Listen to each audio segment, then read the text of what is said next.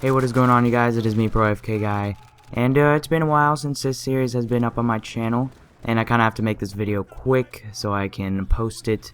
I'm going to post this a little bit late, so if you wake up in the morning on Saturday and you're like, oh god, you posted like 6 hours ago, what the heck? Like, that's probably why, because I have to leave really early in the morning, like by 7 o'clock, so I gotta make this video, and I want to make a video before I go out of town for Thanksgiving.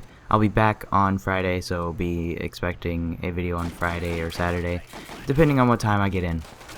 So let's hop right in it. Today, let's hop right in. Yeah, I guess that counts. Okay, now I'm just sidetracking myself.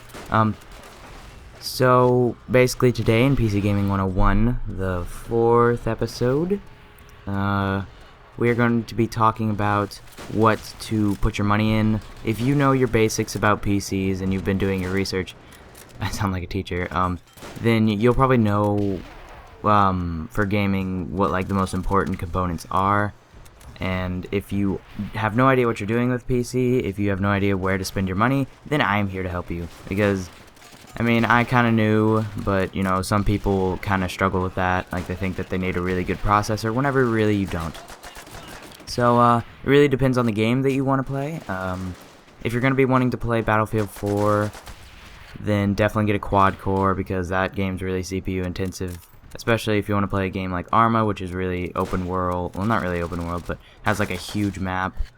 Just go ahead and get a quad-core processor. It can be from AMD or Intel. Personally, I have a Intel i5-3570K. It is the K in those processors. It basically means you can overclock it. So yeah, I personally don't have mine overclocked because I don't have the best of cooling in my room. Like, I don't have any air conditioning in my room, so it kind of sucks. Because if I overclocked it, then it would get really hot, and I don't really like it to do that.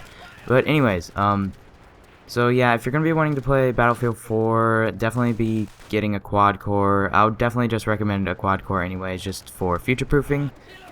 So you don't have to like end up buying one later and then getting a new motherboard or something like that. So just go ahead and get an AMD or Intel quad core.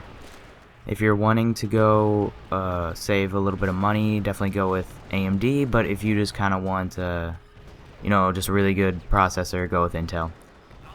And next, let's focus on RAM. A lot of people think that you need lots of RAM to play games. 8 gigs is fine. Like, I know that COD Ghost on PC says you need 6 gigs. Well, 4 of those gigs is actually just full of nothing. So yeah, it's kind of ridiculous. But 8 gigs of RAM, that's what the next-gen consoles have. It's pretty much a standard for PCs now. To have 8 gigs of RAM, you'll be able to play any game you really want. No game really requires 16 gigabytes of RAM.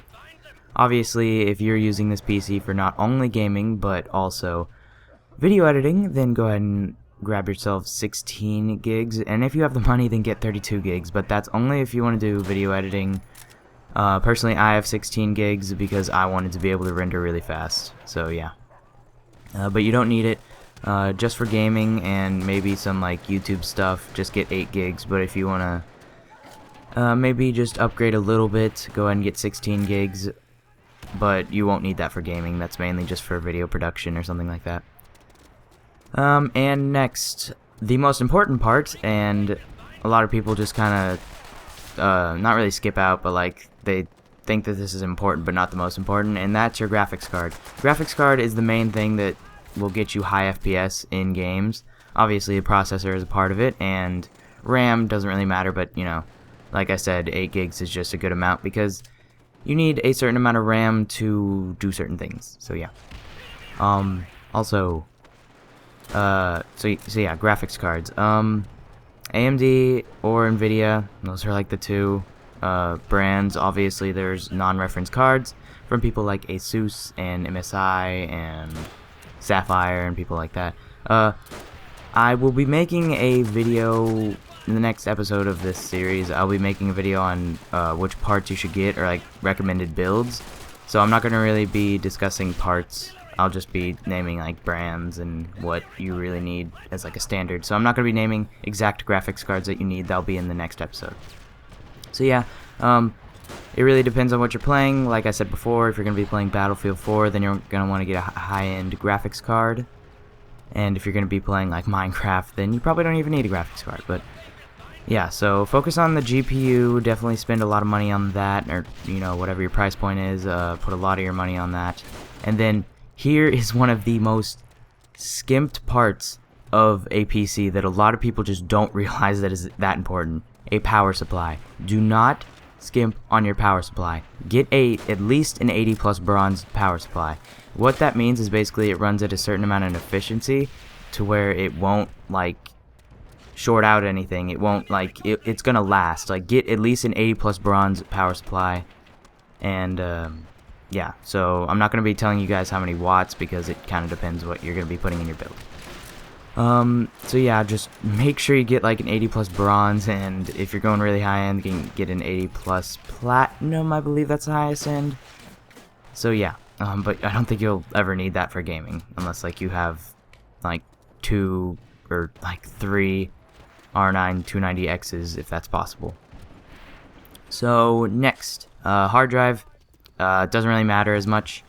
There's 2 different types of hard drives. There's a a standard wait, hang on. That just left my mind. Oh yeah, HDD, a hard disk drive, which is just your standard, like 1 terabyte, 500 gigabytes, 2 terabytes, 4 terabytes, whatever you really want. I would recommend about 1 terabyte of storage, unless you're going for an entry-level thing. Actually, you know what?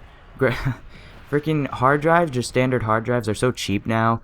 Just go with a 1 terabyte. They're like $50, especially if you get it on Cyber Monday, which is coming up. So yeah, definitely be looking for that. Just get a 1 terabyte. You'll be able to hold all the games that you want. But if you're wanting to maybe do some videos, then you might want to go with 2 terabytes because those video files can definitely take up your hard drive. I had 2 terabytes, and I used to have like a lot of videos on my hard drive, and it took up a lot of space. There's another type of hard drive that is optional, but I would definitely recommend if you have the extra money. It's a SSD, which is basically a solid state drive, and the difference between a hard drive and a solid state drive is a SSD it's not mechanical. It doesn't have like a disk, and it's not going around. So like if you drop an SSD, it's most likely not gonna break, unlike a hard drive, because it'll scratch something and then you'll probably break it.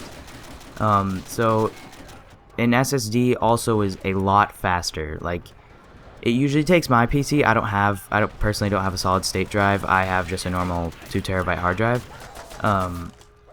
It's gonna take, or at least for me, it takes around a minute or 2. I haven't really timed it. I'm just kind of guessing. It takes about a minute or 2 to boot up my PC fully, all the way to where like Skype and Razer, Synapsys or whatever, and all those programs actually fully launch.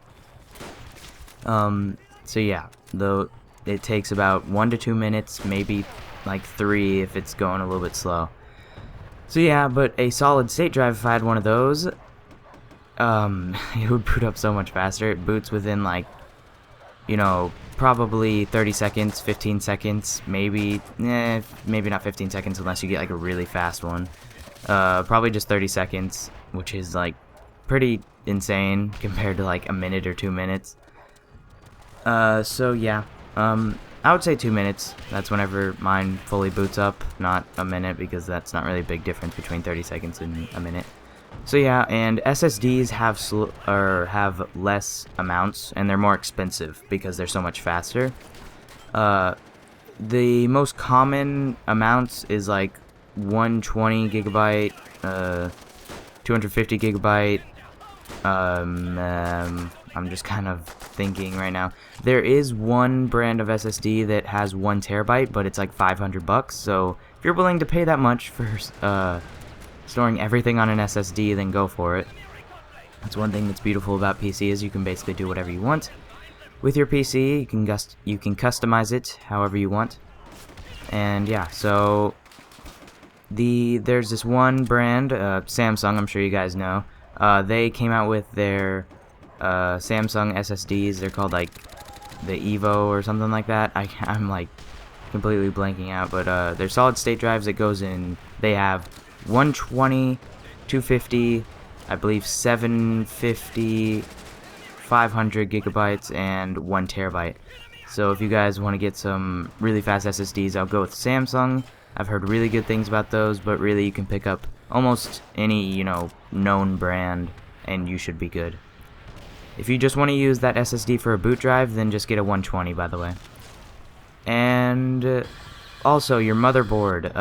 Motherboard isn't really that important, depending on what you want to do. If you're going to get 2 graphics cards and either run it in Crossfire SLI, then, definitely buy a graphics card with 2 16 time slots. And whenever you read the description, it should be there, and you should be able to see that. And if you're looking for a lot of hard drive space, or be able to have a lot of hard drives set up in RAID, then go ahead and get one with a whole bunch of SATA connectors.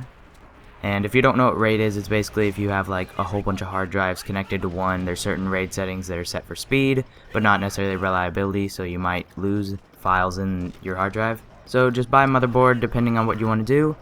And yeah, that's pretty much the end of this episode. I hope I helped you guys out as much as I could. And if I did, make sure to, give me a like and stuff. And next episode, which should come out on Friday or Saturday, not this Friday or Saturday, but next Friday or Saturday, it should be about recommended builds, and I'll tell you guys which graphics cards and which processors you should buy. So yeah, hope you guys enjoyed, and I will talk to you guys later.